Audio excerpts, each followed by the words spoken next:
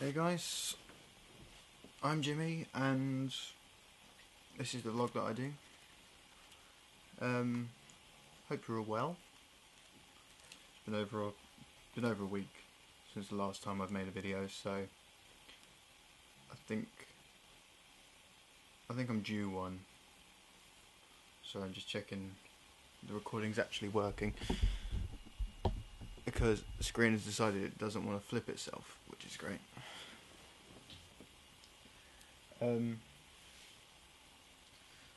Yeah, it's been over a week since my last video. The reason I'm just quickly taking the make a point. The reason I'm just doing this is what I'm trying to do is trying to get a bit more comfortable with talking to a camera. And one thing I wanted to try is if I'm doing something with my hands at the same time, it's like a way of balancing out the. So like if my brain is focused on doing this, my mouth is going to be focused on doing that, if that makes any sense. It's just something I want to try. I'm not advocating smoking, and I'm not trying to pretend I'm cool, not in any way. It's just something I wanted to try out, more of as an experiment or anything. I hope everyone's had a good week, all 3 of my viewers, and the future 10 that might subscribe further down the line.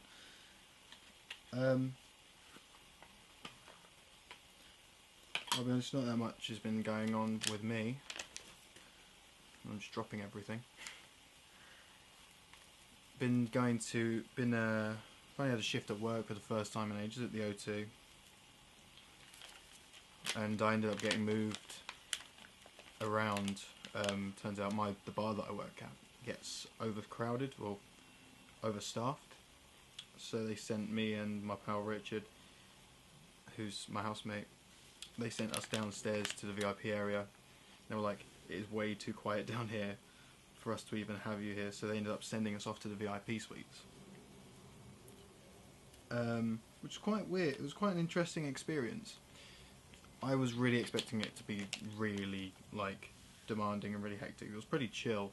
I think the worst part obviously was I was suddenly given this role last minute, so I had to learn on my feet, but I think because I was expecting the worst, it made it a lot easier. And because it made it so much easier to do, because I was expecting to be like losing my mind. I did have to spend a good portion of the show. It was like a Bollywood sort of thing. It went on for about 3 hours. So like it wasn't really my kind of show. Not like when we had Iron Maiden and they made me leave before Iron Maiden even started playing. That sucked. But I'd stand behind this bar for about 3 hours. And what's different is when I'm at the Sky Bar at the O2, I can walk around because it's a pretty big bar. There I couldn't move. I was standing planted in one spot. So because of that, I made it a bit dull. And I had to spend the second act watching this couple pretty much just like make out right in front of me, which wasn't really the best way to spend a Sunday night, I'll be honest. It wasn't the most fun thing in the world, but hey, you know, work's work, and I'm not gonna sniff at it, I'll be honest. So at the moment I'm still looking for a job. I'm still looking for work, and it's only gotten a lot darker, so hopefully the camera's okay. I'm currently still looking for work elsewhere because I need a full-time job to pay rent. Otherwise, as I've been saying the last couple vlogs, I'm going to have to move back in my parents' house otherwise. I also had a really weird experience as well the other day. Kind of had like a family reunion, which was well, less of a reunion and just more of a gathering, because one of my cousins had her second daughter, so we kind of went round there to go see her. And well, I haven't seen the first daughter that much because being at uni, I haven't really had a chance to see the family that much. On my father's side, everyone moves around. There aren't that many really local who live nearby. So, and I ended up having some of the most elaborate conversations with Macy, my little. Well, she's technically my second cousin, I think. Just I forgot how simple it is to be 4 years old. She just came out with the most ridiculous stuff. It was kind of funny, and I don't know, it made me think of how I interact with people, and like going between the conversation I was having with the older members of my family. My sister was there. She's a couple of years younger than me, but the rest of my family, like the youngest person there was like 28, 29. So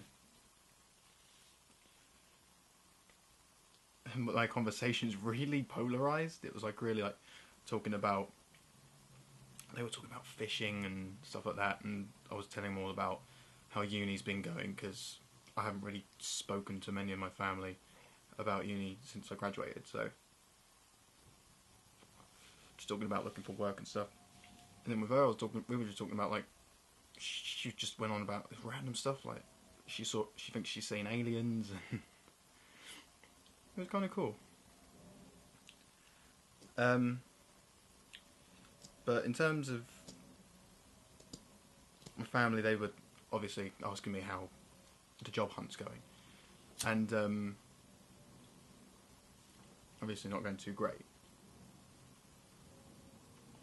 I didn't spend money on these. This was a gift from Taryn, where we kind of socially smoke, but it kind of gone not to a high level for me, but I sit at the computer, I look for jobs, and I'll have like one of these during the day, so I thought I'd have my one now. But I've been looking for jobs overseas recently, and I've been thinking about what I want to do with the rest of my life. I turn 22 in about 2 weeks, and like that's like fully fledged into manhood. I can't really escape that. And that's really made me think about the rest of my life and what I want to make from it.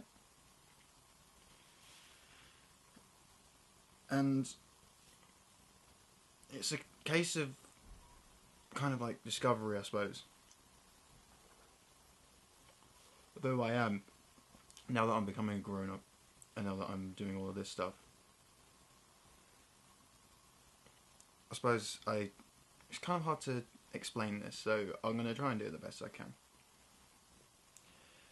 And the easiest way to say is what I want to be by the end of this. And I've managed to break it down into a few simple sentences.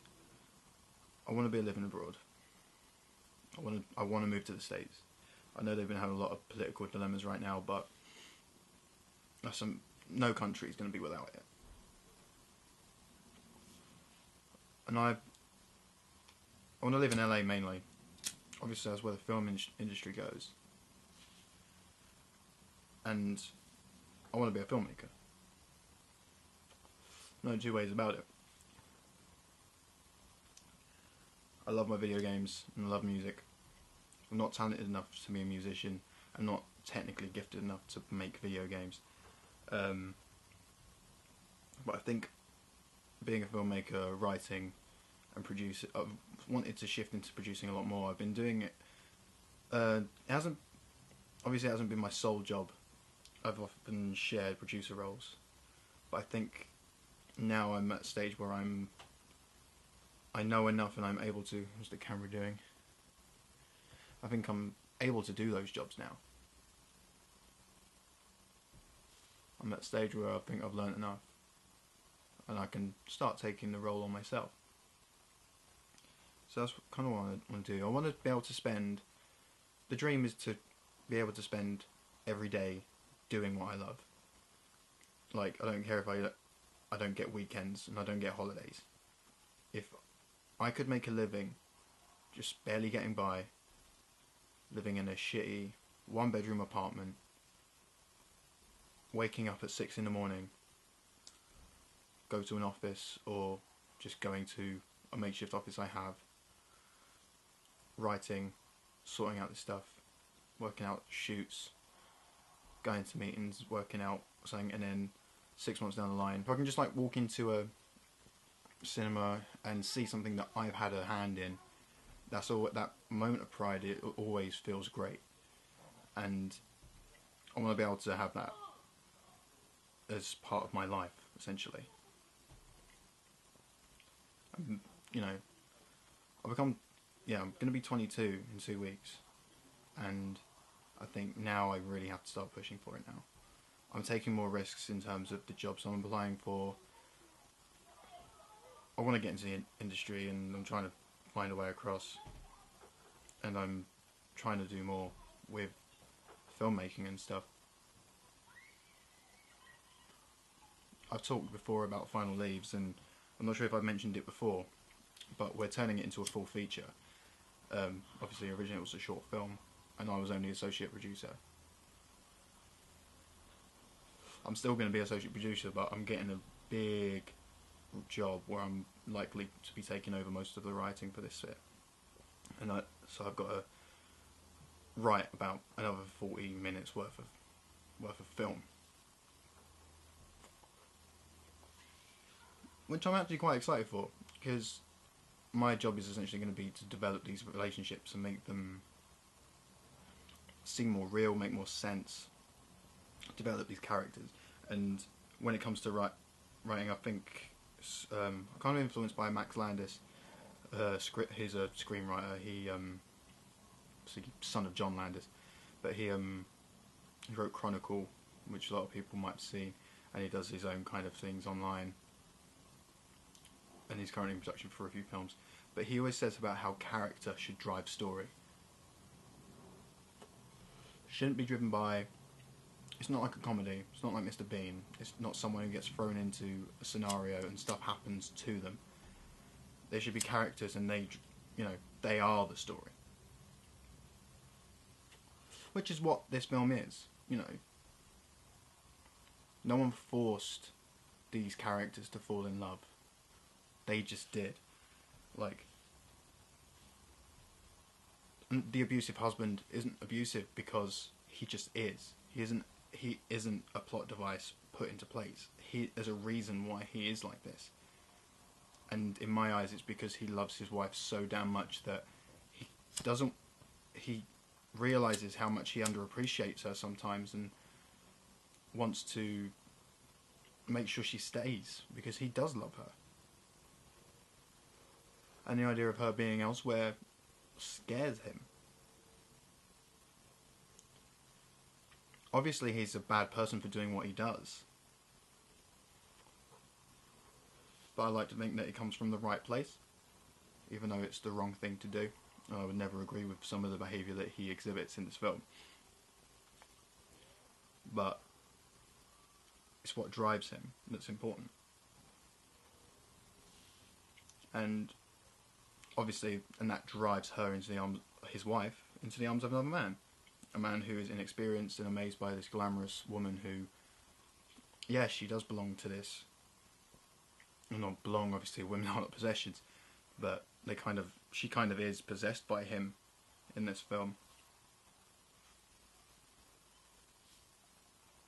And he, this amazes him, bewilders him, and I want to explore how this war has almost pushed him to be more willing to take these risks, and he takes a massive risk with his heart. And obviously it doesn't turn out great for him. For those who know the actual full plot of the story, we haven't been able to put out the film publicly for the simple fact that we've entered into film competitions and we can't put that out. But I think it's going to be fun. It's going to be interesting. And I'm really looking forward to also there are some external characters who we only touch on briefly in the short film, and they have relationships that are also affected by the war. They have roles that they fill, and I want to show how the human side. That's what it's about. It's about how people react to an outside source, but that it's not really like they've been pushed into a situation. It's more that they've been. It's kind of hard to explain, and I'm really hoping we're going to start filming again, start next year, and I'm really hoping to be able to explore that human aspect of knowing that they could lose everything while they're away. These soldiers are going to be gone, and there's no guarantee when they're home. Obviously, they're at a point in the war where they think it's going to be over by Christmas. And obviously it wasn't. The Second World War ran for years. But,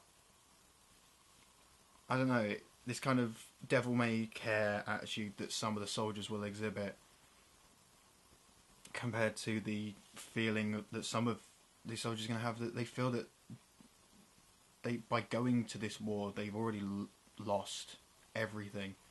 And they will do whatever it takes to get as much as they can before they leave, and pray that they can come home to what they have left behind, and live happy ever after, which sadly in this film no one does. It's drifted quite far from the original story, but which was straight away when we started making the film, it drifted from the original story of Taryn's nan, their grandmother or great grandmother. It strayed very far from her story, but I think we can breathe some more life into it, and I think it will go back to the original idea, was that how this thing that's going on, it changes lives, and as it does now, I think it's very relevant now. We still have soldiers going out and fighting for. Okay, they're not as much fighting for this country as much, but I know soldiers, I know people in the military, and I've seen the best and the worst for what it can do for people. Not fully, but you don't want to bring up too much. It's things like this often are a sensitive subject for servicemen and their families. But yeah, I'm looking forward to when we get this done. It's something that I'm going to be really proud of, and I'm already proud of it so far. We were in a tiny little bar that had a cinema screen, and I stood there at the back, and it's amazing, how we've progressed. I look back at the stuff that I was making 3 and 4 years ago, 5 years ago, and seeing how far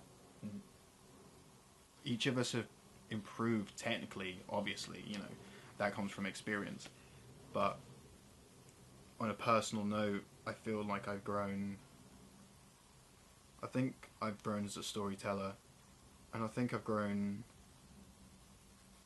in filmmaking in terms of understanding what it takes. And hopefully, with what I've learned, I think I've learned enough. There's always more to learn. Clearly, I'm not, nowhere near top of my game. But I think I've got something to show for myself. I've got something that's worth exhibiting, and all I'm missing now is the contacts. That's it. In this industry, it's it's cutthroat and it's hard, and no one's safe in this industry. Unless you are literally getting carried. But you know, that's 1%. We're gonna have to fight. We're gonna have to really work for this, and that's what. Unless I get really lucky with some jobs, and I really think I'm gonna have to fight. You know, in this world, in this industry, to get to this final goal, which is making a living off of being a filmmaker. But for now, I'm gonna have to make do. But that's enough being all whingy and introspective. I think it's just knowing that if I don't have I've kind of got to this point now. I'm gonna be 22, and in about a month I'm not gonna have enough money to pay for rent, and I might have to move to my parents' house, and that's really given me a bit more of a kick up the arse that I'm really gonna have to fight to survive now. I've got nothing wrong with obviously living with my family. I love my family, but being here in this, I'm only in a room, but this is entirely my space. This is where I can breathe. This is where I can grow. This is where I can create. I feel like I can work here. This is my my fortress of solitude. And there's things that I can do here that I don't feel I could be able to do as well from my home, but you have to make do. That's making excuses, and I'm gonna carry on working just as hard no matter where I am. If I'm here, if I'm living in my parents' house, or if I'm living in a tent in the woods, you've got to work just as hard no matter what. And speaking of work as well, more work on Jimmyverse Gaming has been underway. James was over yesterday, and we did another bit of recording for Jim Jams, so it's going to be some more from him as well as me, and that will be going up next week. I think there'll be some more new stuff, because I'm slowly running out of content. I want to start trying to push it on to 5 days a week rather than just 3, as I've said before, and that's going to start soon. And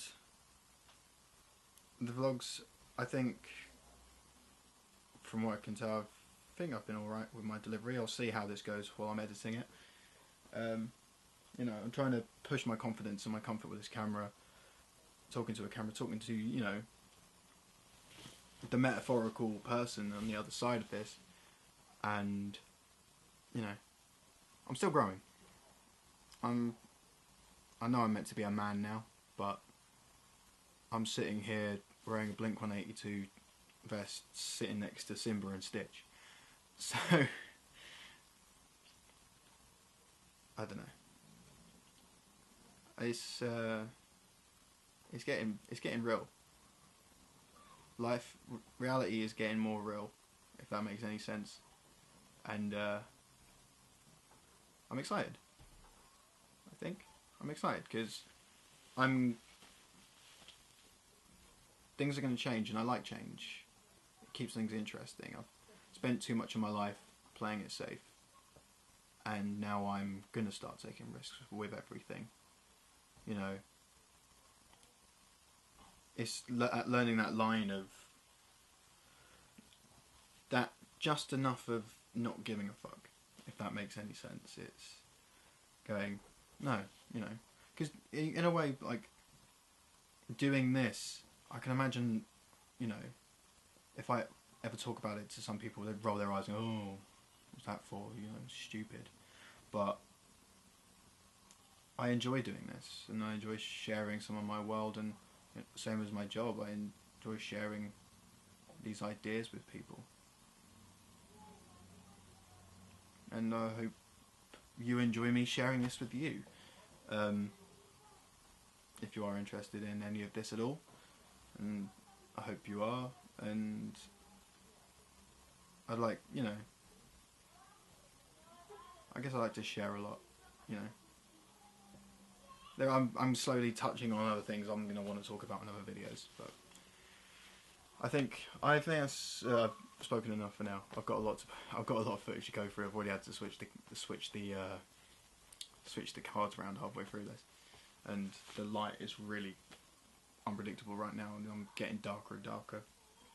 So I'm going to leave it here, and I'm going to get back to work, really. So thanks for watching. Obviously, as usual, all my links are down below. You know, if you guys have stumbled across me before and anything, I have a Twitter and all that, and I would love if you could subscribe, and I would love some input in any way, some likes, just, you know, come interact with this. I'm not just a talking wall. I love to engage in conversation. It's fun. But yeah, until next time, I'm Jimmy. This is the vlog that I do, and